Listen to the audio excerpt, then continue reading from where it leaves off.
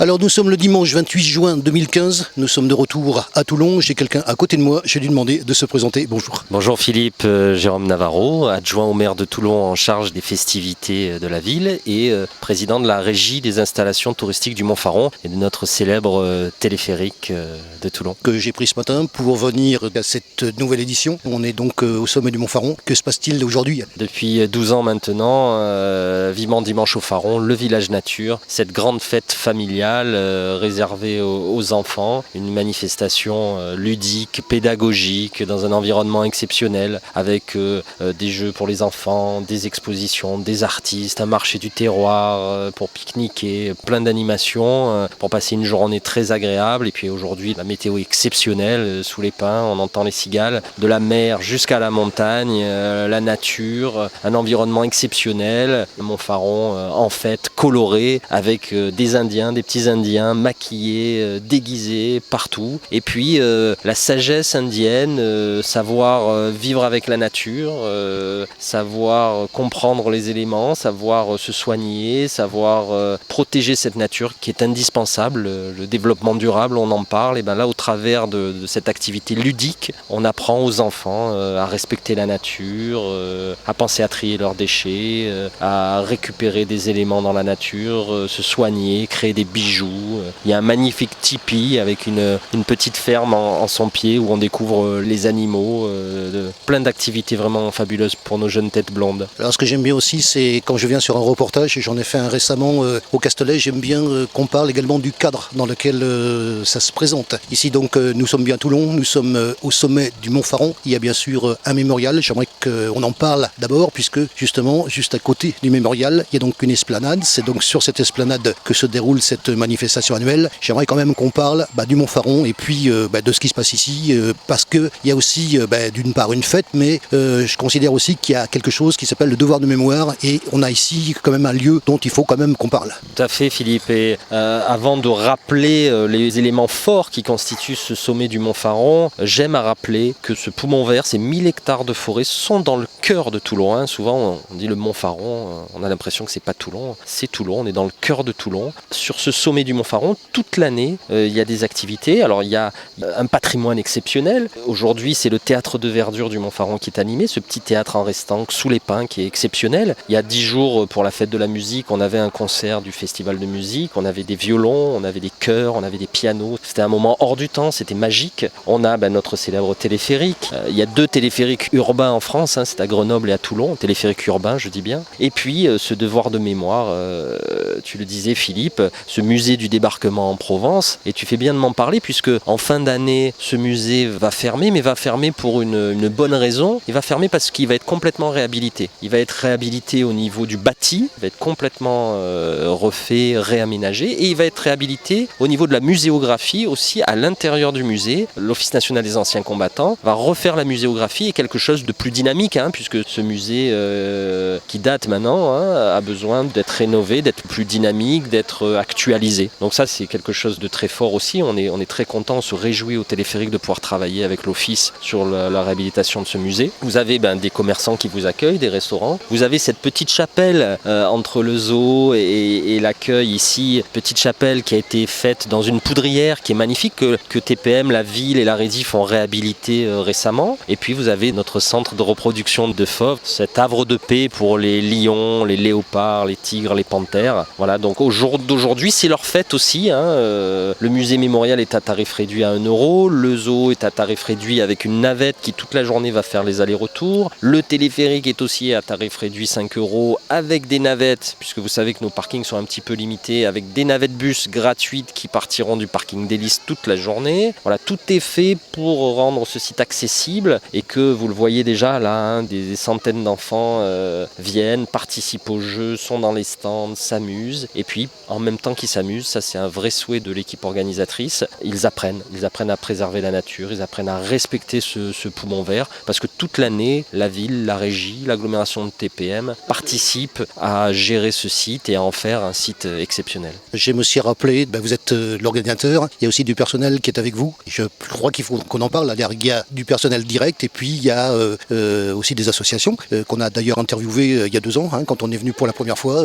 L'occasion d'ailleurs de rappeler qu'on s'est vu donc en 2013 pour la première fois. Donc petit souvenir que personnellement je n'ai pas oublié et qu'on s'est connu d'ailleurs sur cette première édition. Voilà, donc content de revenir vous voir. Le cadre, faut en parler parce que quand on arrive au sommet du téléphérique du Mont-Faron, bien sûr on a une vue. On parlait du mémorial, quand on est au mémorial, il y a bien sûr une vue qui est extraordinaire. Et puis il y a ce cadre avec tous les arbres, qu'on en parle un petit peu parce que c'est le cadre en fait de la manifestation. Site classé, Natura 2000, zone sensible, forêt préservée. On est dans un écrin d'un millier d'hectares, je le rappelle, avec pas loin de 500 hectares, enfin je dis milliers d'hectares, 1500 hectares, avec à peu près 1000 hectares de forêt privée et 500 hectares de forêt publique. Et cette forêt est vraiment, je dirais, pour la ville et l'agglomération de Toulon-Provence-Méditerranée, elle est gérée aux petits soins, on l'entretient, on a un plan d'aménagement forestier, on débroussaille, on fait des interventions phytosanitaires sur les arbres, on traite la chenille, voilà, on entretient vraiment cette forêt toute l'année. Et effectivement, Philippe, tu le disais, Vivement Dimanche, c'est aussi une équipe de travail qui tout au long de l'année prépare cette manifestation. Le conseil d'administration de la régie du téléphérique est composé d'élus de la ville de Toulon et de bénévoles, de nombreux bénévoles, des bénévoles qui viennent en appui spécialement pour la journée, donc vraiment je voudrais aujourd'hui les mettre à l'honneur. Le parking, c'est quelque chose de très compliqué sur le Mont-Faron, on a une équipe d'une dizaine de personnes, vous les voyez tous avec leurs gilets jaunes, organisation Redif, et vraiment ils se donnent beaucoup de mal pour trouver des places pour tout le monde, tout en respectant le site.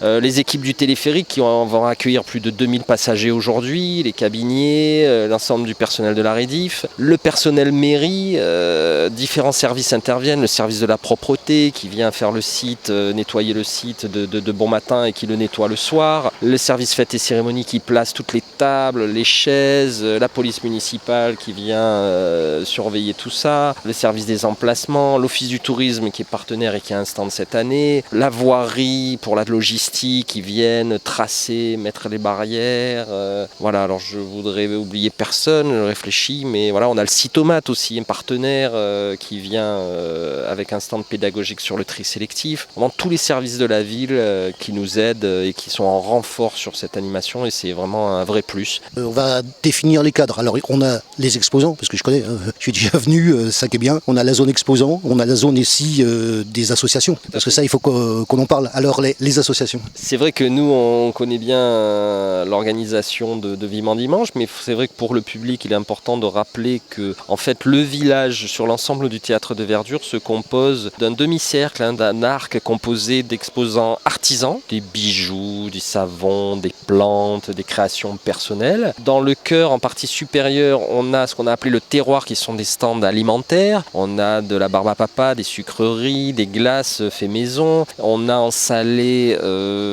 des spécialités corses, des sandwichs, du poulet grillé. On a un petit stand aussi de boissons, de café, de chocolat, de thé. Donc vraiment tout pour se régaler. En contrebas, on a quelques associations qui sont des fidèles du Mont-Faron avec qui on anime tout au long de l'année ce massif. Les chiens guides d'aveugles qui vient régulièrement créer des animations sur le site. Les amis de Karine avec qui on travaille aussi main dans la main. On a fait un petit chœur du village sur la thématique indienne avec un stand de maquillage indien, 2 tipis, un vrai tipi créé main qui est magnifique que les gens peuvent visiter. Tout autour de ce tipi, on a mis la petite ferme, la ferme pédagogique Tiligolo avec de nombreux animaux et des ateliers pédagogiques pour les enfants. On a un stand des transports en commun de Toulon-Provence-Méditerranée du réseau Mistral. On a l'office du tourisme, je le rappelais précédemment. Voilà, donc ça c'est vraiment le cœur du village. De nombreuses tables de pique-nique tout autour sur le théâtre de verdure afin de pouvoir pique-niquer. Et en contrebas, là sur cette grande allée, ce sont les animations enfants. Alors là on a de nombreux partenaires puisque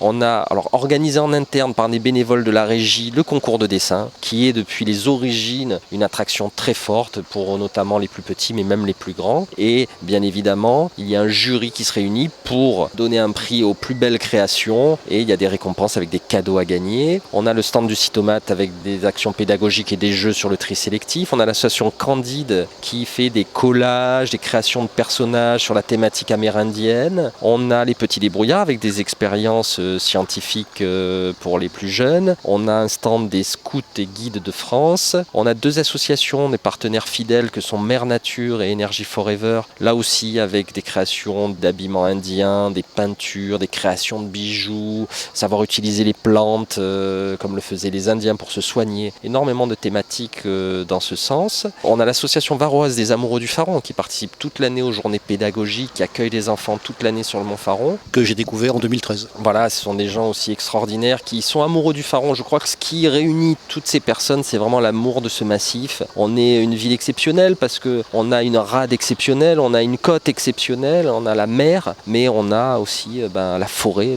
la montagne dans la ville. Peu de villes peuvent prétendre à autant de choses, donc c'est vraiment une grande fierté. Et voilà, donc on se doit d'animer cet endroit. Et depuis 15 ans, on a des Toulonnais qui viennent, des gens de l'agglomération, de tout le Var, et qui nous disent c'est fabuleux, on avait oublié le Faron, on le connaissait pas, on avait oublié le téléphérique. Et voilà, au travers de cette journée, on passe un moment exceptionnel. Vous voyez toutes les voitures qui arrivent avec les enfants derrière, ça fait vraiment très plaisir. Et puis voilà, moi je suis aussi papa d'une petite fille et je crois qu'il n'y a rien de plus beau que l'amour qu'on porte à ses enfants et l'envie qu'on a de leur offrir un avenir radieux, de leur apprendre des choses, de les faire évoluer à la fois dans l'amusement mais aussi dans la pédagogie, parce que demain, c'est ça le développement durable, demain c'est eux qui feront demain, donc ils se doivent d'être encore meilleurs que nous, d'être encore plus sensibles à la nature, d'être encore plus sensibles à l'évolution de cette planète. Et humblement, j'espère que l'ensemble des équipes qui travaillent à ce projet et à Vivement Dimanche participent à ce projet. On va parler de la dernière édition